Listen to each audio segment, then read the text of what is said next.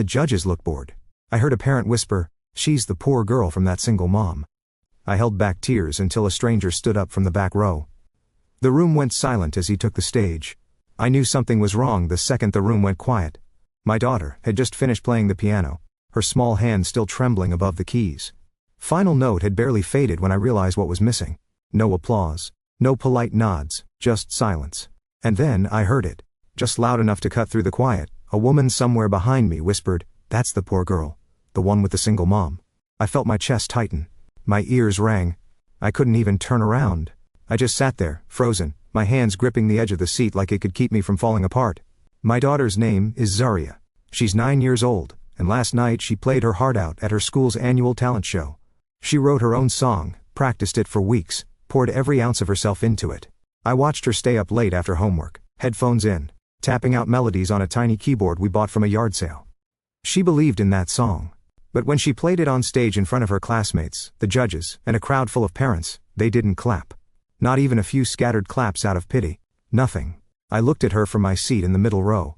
She bowed like I taught her, then glanced up searching for some kind of reaction. Her eyes met mine, and for a moment, I thought I saw her swallow it down.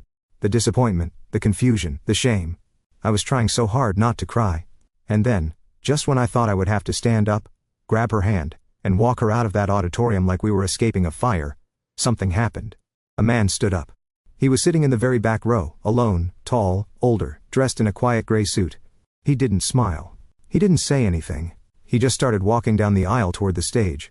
I remember the way the room shifted, the sound of whispers rising, the judges looking at each other unsure what was going on. And I remember holding my breath because something about the way he moved made me stop thinking about running. Something told me this wasn't the end of the story. It was the beginning. My name is Maya Reeve. I'm 33 years old, and I've been raising my daughter Zaria on my own since she was 2. We live in a quiet little town in southern Indiana, the kind of place where everyone waves but also notices what kind of car you drive and whether your kid's backpack is new or secondhand. People smile at you in the grocery store, then ask someone else why you're still single. I've lived here my whole life, and most days I blend in. But moments like the school talent show remind me, I don't really belong, not the way they do. I work 2 jobs. During the day, I'm a janitor at the local middle school. At night I clock in at a 24-hour diner just off the highway, serving truckers and teenagers looking for fries at 2 a.m. It's not glamorous, but it's honest. It pays the bills. And most importantly, it lets me take care of Zaria. Zaria is everything to me. She's soft-spoken, all heart. She doesn't run with the popular kids, or care about what's trending. She loves music, not pop songs or what's on the radio. She loves strange, soulful melodies. The kind that come from deep inside. She started writing little songs when she was 7, just humming things into a recorder and telling me, "This one feels like rain," or "This one is what it sounds like when someone misses you." I bought her a used keyboard from a garage sale last spring, $60. It was missing the stand and had a sticky B-flat key, but it lit up when she turned it on. And to her, it was magic. She played it every day after school, her fingers hovering like she was discovering something sacred. She'd play for hours, sometimes eyes closed, chasing a sound she could only feel. When the school announced its annual talent show, Zaria asked if she could sign up. I hesitated for a second. She's not the kind of kid who seeks out attention. But she said, "I want them to hear what I wrote." That's what she called it, not her performance, not her song, just what I wrote. She was so proud when she turned in the sign-up form. Every day for weeks, she practiced her piece. I'd make dinner while listening to her in the other room. And I swear, sometimes I'd stop stirring the pot just to listen. There was something haunting and beautiful about what she'd created. She didn't just play notes, she told a story. But underneath the pride, I also saw the nerves. She didn't say much about school, but I knew. She's the only kid in her class who brings her lunch in a grocery store bag instead of a character lunchbox. Her shoes are clean, but always one season behind. I knew that stepping on that stage wouldn't just be about the music. It would be about being seen. Still, she practiced. She asked me to braid her hair. Nice, but not like I'm trying too hard. She laid out her outfit the night before. Her best dress, the one from last Easter. I stitched the torn hem by hand. She looked in the mirror and smiled at herself. The night of the show, we arrived early. The auditorium was packed. Kids ran around backstage in glittery costumes and sequined leotards.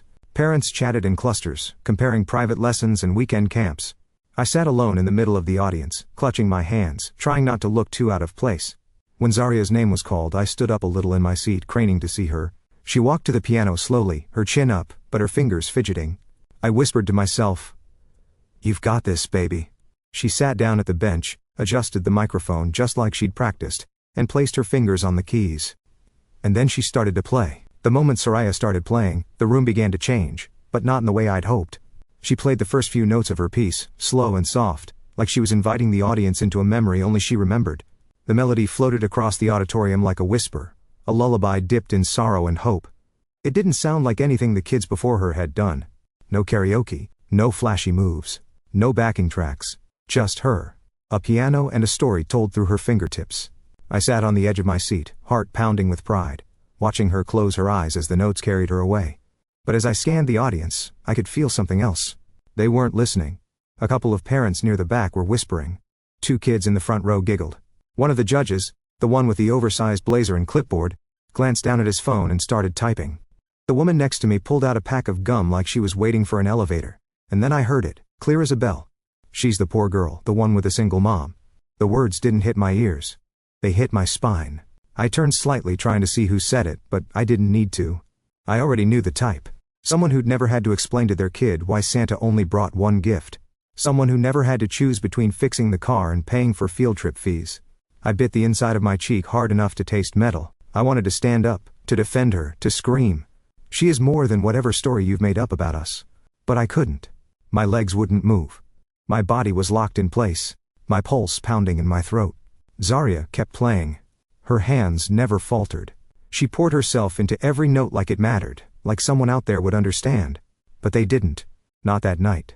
She finished with a soft, unexpected chord that hung in the air, delicate and unresolved, then silence. She bowed, just like we practiced, holding it for a second. Her head came up slowly, scanning the room. No claps, not even a few out of politeness. Someone coughed. A chair creaked. The judge in the middle cleared his throat, and flipped to the next page in his folder. That was it. Zarya stood there for a moment too long, just long enough for me to see her face change. Her smile, once small and hopeful, faded into a tight, confused line. Her eyes dropped to the floor as she walked off the stage. I could feel her trying to hold it together from all the way across the room. My heart cracked open. I wanted to leap out of my chair, wrap her in my arms, and carry her away from this place, from these people who couldn't see what I saw. I wanted to tell her that they were wrong, that her music mattered, that she mattered. But I couldn't move. I just sat there, numb, blinking back tears. Because if I cried, I was afraid I'd never stop.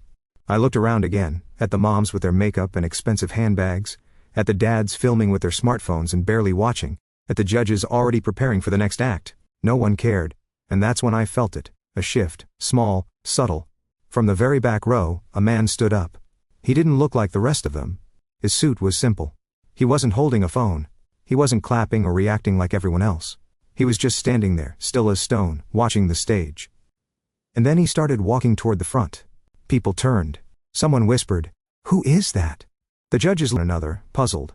The next act was supposed to be a group dance routine. No one was scheduled to speak. I sat up straighter, instinctively placing a hand over my chest. I didn't know who he was or what he was doing, but something told me, this man was here for her. At first, no one stopped him. The man in the gray suit kept walking slowly down the aisle, hands tucked behind his back, steady like he was used to being watched. He didn't seem in a hurry. He didn't hesitate. But with every step, the room grew quieter. Even the parents who had been whispering fell silent, one by one. The judges looked confused. One of them half rose from her chair as if to intercept him, but then sat back down, unsure. The kids backstage peeked around the curtain, wide-eyed. I kept my eyes on Zarya. She was standing at the edge of the stage now, off to the side, half in the shadows, clutching her music folder to her chest. She wasn't crying, but she wasn't okay either. Her mouth was tight, and her shoulders were curled inward, like she was trying to fold herself into a smaller shape. The man reached the front of the room and turned to face the judges. "Excuse me," he said, his voice calm but firm. "Would it be all right if I borrowed the microphone for a moment?" That was all he said. Nothing dramatic. No big speech. Just a simple, respectful request. The room was frozen. One of the judges, a young man in a maroon blazer, glanced at the others, then gave a barely perceptible nod. A student volunteer handed the man the mic without saying a word. He walked slowly to center stage, turned to face the crowd, and lifted the microphone. "My name is Dr. Elias Monroe," he said, "and I wasn't supposed to be here tonight. My flight home got canceled, so I came to watch my granddaughter perform. But then I heard something that stopped me cold." He paused. The room leaned in. "I've spent my life teaching piano at Juilliard. I've trained concert pianists, film composers, symphony soloists, And in all those years, very few pieces have grabbed me the way that little girl's music did just now. The silence shifted. It was no longer awkward or empty. It was reverent. He glanced toward the side of the stage, eyes kind. "Zarya," he said. "May I ask, did you write that piece yourself?" She nodded slowly, unsure whether to smile or run. He turned back to the audience. "Ladies and gentlemen, that was an original composition. That was a voice. That was art." Few gasps. One parent near me actually whispered, "Juilliard," like it was a word she'd only ever seen in movies. Dr. Monroe continued. "I'd like to ask a favor. With your permission, Zarya, would you be willing to play your piece again? This time, may I accompany you?" I felt my breath catch. Zarya looked over at me, just a flick of her eyes. I gave her the smallest nod I could manage without breaking into tears. She walked slowly back onto the stage, her footsteps barely making a sound. Dr. Monroe stepped aside and let her sit first. Then he sat beside her, not taking over the bench, just sharing it. His hands hovered above the keys, waiting for her lead, and then she began to play. This time the notes didn't sound small. With Dr. Monroe's quiet chords layered beneath hers, it was like her melody found a voice that had been waiting to echo it. He didn't overpower her. He followed her, supported her, lifted her music like a second set of wings. You could feel the shift in the room. The laughter stopped. The parents leaned forward. The judges put down their pens. No one looked away. When they reached the final note, there was a beat of perfect stillness, and then the entire auditorium stood. Applause erupted like a wave. Shouts, whistles, hands clapping raw. People who hadn't noticed her before were now on their feet, clapping like she just won a national award. Phones were out recording. I saw one judge wipe her eyes. I stood too, clapping so hard it hurt. "And Zarya?" She turned to Dr. Monroe and gave him the smallest, most sincere smile I've ever seen. In that moment she wasn't the poor girl anymore. She was a musician. She was seen.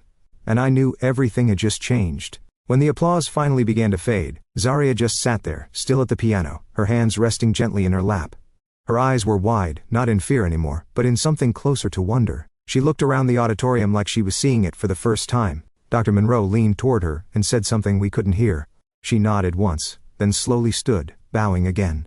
But this time, the gesture wasn't timid. It was proud. Intentional. She looked up with her chin high, and the room gave her everything it hadn't the first time. As they walked off stage together, people turned to each other, asking who she was. Parents who had ignored us in the school pickup line were now craning their necks to get a better look at her. Kids whispered in awe. Even one of the judges followed her backstage with a clipboard, smiling like they just discovered a hidden treasure. I stood in the crowd, still clapping, heart pounding, eyes full. I didn't care what anyone thought of me in that moment. All I saw was my daughter being seen, not for what we didn't have, but for who she was. When she came down from the stage, she ran straight into my arms. "I did it," she whispered into my chest. I couldn't speak. I just held her tighter. Dr. Monroe came over a moment later, smiling. He held out his hand to me, but before I could shake it he said, "Your daughter has an extraordinary gift, one I don't see often." That was more than just talent. That was truth. I finally found my voice. "Thank you. Thank you for seeing her, for giving her that moment." He nodded. "It wasn't mine to give. She created it. All I did was make sure no one missed it." Then he reached into his coat pocket and handed me a card. It was embossed with his name and a New York address. "If you're open to it," he said, "I'd like to connect her with someone at a youth arts foundation I work with. They offer weekend intensives and private mentorship for gifted young composers. She won't have to audition." I already heard what I needed to. I was stunned. I looked down at the card, then back at him. "She's never taken a formal lesson," I said. "I mean, we can't really afford much right now." He smiled. "That won't be a problem. This is about access. She deserves to be nurtured, not just noticed." Zarya looked up at me, unsure, like she was asking permission just with her eyes. I nodded, trying not to cry. "Say thank you, baby." "Thank you," she said, her voice small but steady. Dr. Monroe tipped his head, turned, and walked back toward the crowd. That night, after we got home, Zarya didn't want to take off her dress. She sat on the living room floor, keyboard in her lap, humming something new. I brought us bowls of cereal because I couldn't muster the energy to cook, and we ate cross-legged on a blanket like a picnic under the ceiling fan. She played a few bars of her new song and looked up at me. "Do you think I can really go?" she asked, "to the place the music man said?" I reached over, tucked a curl behind her ear, and said, "You already did. It's been 5 months since the night my daughter changed everything by doing nothing more than being exactly who she is. We're still living in the same small house. I still work both of my jobs. I still bring home leftovers from the diner when I can, and sometimes Zarya still wears secondhand shoes. But things feel different now, not because we have more money or more things, but because for the first time my daughter sees herself differently. Since that night, she's been attending weekend mentorship sessions at a music conservatory, an hour outside of town. Every Saturday we wake up before sunrise. I pack a thermos of hot cocoa, and we make the drive together. Just her and me, music playing low in the car, her face pressed to the window watching the cornfields roll by. She's not the same girl who stepped onto that stage, terrified no one would listen. Now she talks about dynamics, layering, the emotion behind a minor chord. Her teachers say she's composing pieces with depth they usually don't see in students twice her age. She still plays that first piece sometimes, the one no one clapped for. But now she plays it differently, more confident, more certain, not louder, just fuller, like she owns every note, and she does. Something changed in me too. For years I believed we had to keep our heads down, stay quiet, stay grateful, not ask for more than we were given. I thought if I could just protect her from judgment, from failure, from being othered, that would be enough. But I was wrong. What she needed wasn't protection. It was permission to be heard. To take up space, to believe in the sound of her own voice, even if the room stayed silent. I almost let that moment slip past us. I almost let her walk away from the stage, believing that silence meant she wasn't enough. But one stranger, one person who chose to pay attention, made sure that didn't happen, and that's the part I keep thinking about. It wasn't a miracle. It wasn't luck. It was a decision. Dr. Monroe didn't just hear her music. He recognized it. And then he acted, quietly, powerfully, not to rescue her, but to amplify her. Sometimes that's all it takes. One person willing to listen deeply, to step forward when everyone else stays seated, to remind a child you are not invisible. And sometimes, all it takes to keep going is to know that someone out there sees your light, even if only for a moment. That night didn't change our lives overnight, but it did give my daughter something I could never have wrapped in a box or written into a bedtime story. It gave her the belief that she is worthy of being seen, and it gave me something too. It reminded me that our story doesn't end with other people's silence, that when no one claps, it doesn't mean you stop playing. You keep going. Because one day someone might hear you, and that person might be the reason everything changes. So now, every time I watch Zarya place her fingers on the keys, I don't worry about who's watching. I know she's not playing to impress anymore. She's playing to tell the truth. And that's the kind of music the world needs more of. If this story meant something to you, if it made you feel, reflect, or remember your own moment of being overlooked or finally seen, like the video, share it with someone who needs to be reminded that quiet voices still matter. Comment below and tell me your story. Tell me about the person who stood up for you, or the moment you found your own voice. I read every word. And if you want more stories that speak to the heart, that make you pause and really feel something, subscribe to the channel. We've got more to share. Thanks for watching. Thanks for caring. And most of all, thanks for listening. Thank you for watching. Like, share, and follow.